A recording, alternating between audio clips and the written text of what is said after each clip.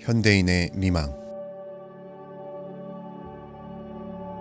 낙원에서 순진무구하던 첫사람이 하루는 하나님을 떠나 자기 정욕의 지시대로 금단의 열매, 지혜의 열매를 따먹고 마침내 온갖 괴로움과 죽음의 종이 되어 낙원을 잃고 풍진 세계로 유랑하게 되었다고 창세기의 옛 기록은 말하고 있다. 현대는 진실로 지식의 세계다. 중세기를 신앙의 시대라고 할진대 현대는 이성의 시대라고 말할 수 있다. 우리나라에서도 지금 학생들은 학교로 구름같이 모여든다. 다 지식의 동산을 동경하는 사람들이다.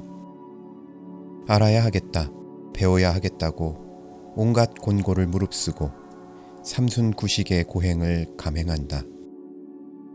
그리하여 영예의 졸업을 하면 그때부터 그는 지식인이라는 은연한 계급의 일원이 돼 일종 상아탑의 주인공이 된다. 현대 철학의 조라는 데카르트는 내가 생각한다, 그러므로 내가 있다 하는 저 유명한 말을 발받침 삼아 그의 철학을 세웠다. 그러므로 그는 생각하는 것이 인격의 왕좌라고 믿었다. 의욕, 행동, 감정 등은 인격 내용 중에서 저급한 것이라고 하였다. 철학의 대제사장이라는 헤겔은 이 데카르트의 뒤를 이어 이성적인 것이 실제요, 실제는 곧 이성적인 것이다 라고 당당히 선언하였다. 이것은 다시 말하면 이성을 가지고 우주의 궁극적 비의를 탐지 못할 것이 없다. 합리적인 것 외에 실제성이 있는 것이 없다는 것을 말합니다. 그러므로 하느님과 사람, 우주와 교회, 무엇이든 간에 순정한 이성의 권내에서 설명할 수 있는 것만이 실제로 인정될 것이다. 악은 비합리적이다. 그러므로 실제가 아니다. 이것은 합리적인 교육을 실시함으로 제거할 수 있다. 기독교는 절대 종교로서 문화의 핵심이다. 그리고 교회는 그것이 합리적인 한 음부의 권세가 이기지 못할 것이다. 그러나 이성 앞에는 교회도 복종해야 한다는 태도를 취하였다. 그러므로 헤겔의 감화가 퍼진 곳곳마다 교회는 인간 이성의 지배하에서만 그 존재의 용인을 받았으며 그 결과로 교회는 초자연의 절대 주권자이신 하느님을 예배하는 처소라기보다 인간 문화의 장식품으로 그 봉사처에 불과하게 되었다. 그리하여 지식은 점점 더 우상화하여 결국 지식 자체의 독립, 독존을 선언하고 지식인에서까지 분리되어 그 권위 앞에서 하나님까지도 그 심판을 받아야 한다고 주장하게 되었다. 지식인은 이 지식이 반조하는 스펙트럼이 되어야 한다. 그런 의미에서 그는 자기 인격의 무성화를 영예로 생각하게 되었다. 나는 내 의지도 감성도 발동시켜서는 안 된다. 더군다나 행동인이 되어서는 안 된다. 그런 것은 나에게 편견을 가져와서 지식의 신이 제대로 내조 못하게 할 우려가 있음으로써다. 그러므로 지식인이 행동인이 되는 때 그는 벌써 타락이다. 따라서 행동인은 지식인에 비하여 범속이며 저급이다. 지식인은 어디까지나 초연한 존재로서 그에게 행동을 요구함은 부당하다고까지 생각하게 되었다. 이 경향이 신학계에까지 침입하여 신학을 운유하는 자들도 하나님을 논하는 데에 마치 생리학자가 시체를 대상으로 그 메스를 사용하듯 한다. 그리하여 살아계신 하나님 앞에 무릎 꿇는 예배의 심정보다도 하나님에 대한 교리에 생존하신 그리스도와의 신앙 교제보다도 그리스도에 대한 논쟁에 충실한 소위 정통파로 자처하는 현대적인 이단자도 횡행하며 엄정한 의미에서 신학이란 인간학에 불과하다는 등 신학이란 결국 종교 철학이 되어야 한다는 등의 천박한 제자들도 생겨났으며, 교수는 지식인이니까 1층 존귀한 존재이나 실제 목회자는 행동인이니 많지 저급이라는 학도들도 많았던 것이다. 나는 이제 이 지식인의 미망과 교만을 몇 가지 지적하여 그들의 회심을 촉하고자 한다. 인격적인 존재는 결코 연구의 대상으로 사용됨을 감수하지 않는다는 것이다. 여기 어떤 사람이 있어 그가 어떤 사람에게 심리 연구의 방편으로 사용된다고 하자. 그때 그 사람이 자기가 어떤 이의 연구 재료가 되었다는 것을 의식하는 순간 그는 벌써 자기 심적 작용의 성소에 휘장을 가리워 버리는 것이다. 그러므로 심리학이나 사회학은 화학이나 생물학과 똑같은 의미에서 과학적인 학문일 수는 없는 것이다. 인격 존재는 언제든지 목적으로 취급되어야 하는 것이요, 방편으로 되어서는 안 되는 것이다. 우리가 우리 친구의 마음을 알게 되는 것은 그 친구를 주격으로 하여 그를 높이고 공경하고 애정으로 사귀는 때에만 그의 심정의 깊은 데까지 토로함을 받게 되는 것이다. 그 반면에 만일 그를 알겠다고 해서 그를 무슨 연구 재료처럼 취급한다면 그는 그 자신의 인격적 존엄을 위해서도 결코 그 자신의 심정을 토로하지 않을 것이다. 하물며 하느님은 절대 주격이시오 결코 방편화를 용어하지 않으시는 존재다. 그를 아는 길은 오직 그와 우리와의 인격적 관계를 바르게 조정하는 데에만 있는 것이다. 사람의 마음도 그 사람과의 애정이 통해져서 그가 스스로 그 자신의 마음을 알려주어야 비로소 알게 되거든. 하물며 하나님의 존재와 본질과 경륜을 인간의 시험대 위에 놓인 연구 재료같이 취급해서 납득할 수 있겠는가?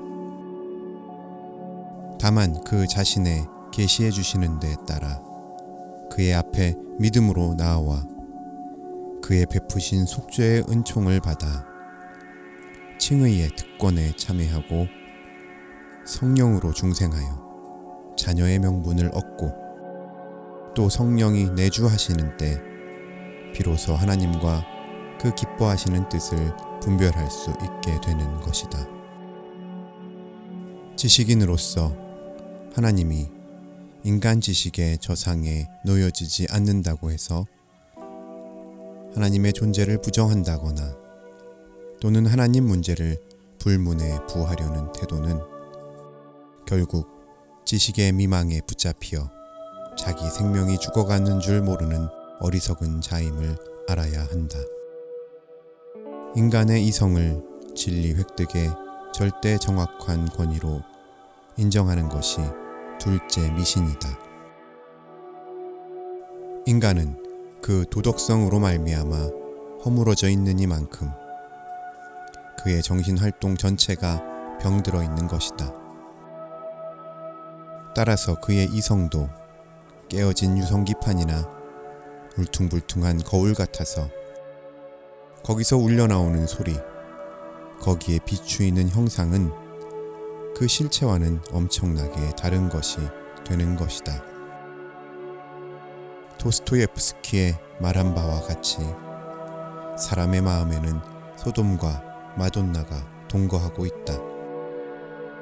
그러므로 그 이성에 비추는 대상은 바늘이 들보만큼 커지기도 하고 들보가 바늘만큼 가늘게도 되는 것이다.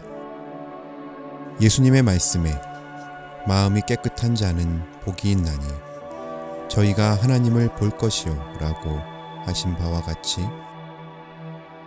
성령으로 정화된 이성인 때에만 진리도 하나님도 그 본연의 모습대로 비추어지는 것이다. 죄의 근과 죄의 행을 그대로 가지고 있는 생래의 인간으로서 그 이성을 절대 신뢰한다는 것은 정신착란자의 보는 세계가 그에게는 정상 세계로 믿어지는 것이나 별다름이 없는 것이다. 행동을 떠난 냉정한 관찰로서만 진정한 지식을 획득할 수 있다는 것이 셋째 미망이다. 제3자적으로 관찰해서 얻는 지식보다도 실제 생활에 부딪히며 그 대상의 생명과 교제하는 중에서 얻는 지식이 얼마나 더 참된 것인가는 우리가 누누이 경험하는 바다. 거리에, 민중 속에, 빈민촌에 실제로 부딪혀가며 얻는 지식이 상아탑의 농성한 학자의 지식보다 얼마나 더 실질적인 것을 우리는 잘 알고 있다. 그러므로 우리는 관찰과 아울러 행동인이 되어야 비로소 비판의 자격을 얻게 될 것이다. 하나님을 아는 길은 이론적으로 추상화하는 데에 있다는 것보다도 하나님을 믿고 그의 명령에 순종하여 행동에 옮기는 때에 주어지는 것이다. 거리에, 양의 무리에 그들과 함께 기쁨과 슬픔을 나누는 목자인 때에 비로소 참된 교수도 될 수 있는 것이다. 머리만 광주리만큼 크고 발과 몸뚱이는 갓난아이의 그것과 같은 것이 현대의 소위 전형적 지식인이 아닐까. 그리고 말만 진절이 나게 많다. 요새 사회나 교회나 다 일종의 회의병에 걸려있다. 걸핏하면 모여서 일장 연설을 하고 선언문을 낭독하고 결의사항을 발표하고서는 아주 장한 일이나 한 것처럼 뽐내며 집으로 돌아온다. 그러고서 또 얼마 지낸다. 세상은 그동안도 제멋대로 굴러간다. 또 이래서는 안 되겠다고 모여서 다시 제2, 제3, 제4의 결의문을 속발한다. 그들은 자기네의 머리와 말로 이상화한 결의문에 자취하여 다시 상아탑에서 수염을 쓰다듬으며 앉아있다. 어리석은 놈들, 하라는 대로 하진 못하고 하면서 꾸지람한다. 헨리 C. 링크 교수는 인간의 재발견이란 책에 이런 말을 쓴 것이 있다. 세계 역사상 오늘날처럼 그렇게도 적은 일을 가지고 그렇게도 많은 말을 하는 시대는 없었다. 더군다나 그들은 모든 존재의 문제를 해결하는 방법으로서 이 말과 토의라는 것을 신격화하는 데까지 이르렀다고. 교회도 이 통폐에 빠져 있다. 교회의 부흥이니 사업이니 하는 것이 회의만 자꾸 하고 결의문, 위원회, 무슨 협회, 연맹 등만 자꾸 만들면 저절로 되어지는 것인 줄 믿는 듯 싶다. 교회사는 새로운 영예운동이 회의로 말미암아 일어났다는 기록을 우리에게 남겨놓지 않았다. 어느 개인이 직접 하나님의 소명에 절대 순복하여 사람에게 받지도 않았고 사람으로 말미암지도 않았다는 절대로 신명에 붙잡힌 심경으로 누구와도 누구에게도 말없이 일어서 생명으로 피로 그 받은 바 사명을 증거하는 데에서 생명운동은 전개되는 것임을 다시 입증하고 있다. 니체는 자라투스트라에 이런 의미의 글을 썼다. 사람의 마음은 온갖 과거의 유산을 싣고 사막으로 뛰어들어간 낙타와 같다. 그러나 들어가 보니 자기가 가지고 온 과거의 지혜만으로는 충분치 않았다. 그리하여 그는 사막에서 사자로 변하였다. 백수의 왕이 되어 그는 마음대로 횡행하는 중 등에 계명을 새긴 옛 용을 만나 싸워서 그를 죽여버렸다. 그러나 얼마 지나는 동안 이 백수의 왕은 그만 어린애가 되어버렸다. 그리하여 그는 생활의 새 출발을 시작한다는 것이다. 내가 돌이켜 어린아이가 되지 않으면 결코 하느님 나라에 들어가지 못하리라 하고 예수님께서 말씀하신 것과 서로 통하는 바가 있지 않은가. 지식인은 그 지식의 교만에서 돌이켜 어린아이가 되어 하나님 아버지 앞에 돌아올 것이다. 희미하고 찌그러진 생내의 이성의 빛을 너무 믿을 것이 아니라 혁혁한 영의 태양인 계시의 빛으로 돌아와 빛의 자식으로 빛 가운데를 활보하는 자가 되어야 할 것이다. 그리하여 위로부터의 천명을 받아서 가정으로, 거리로, 사회로, 교회로 영의 행동을 전개할 것이다. 여호와를 아는 것이 지식의 근본이다.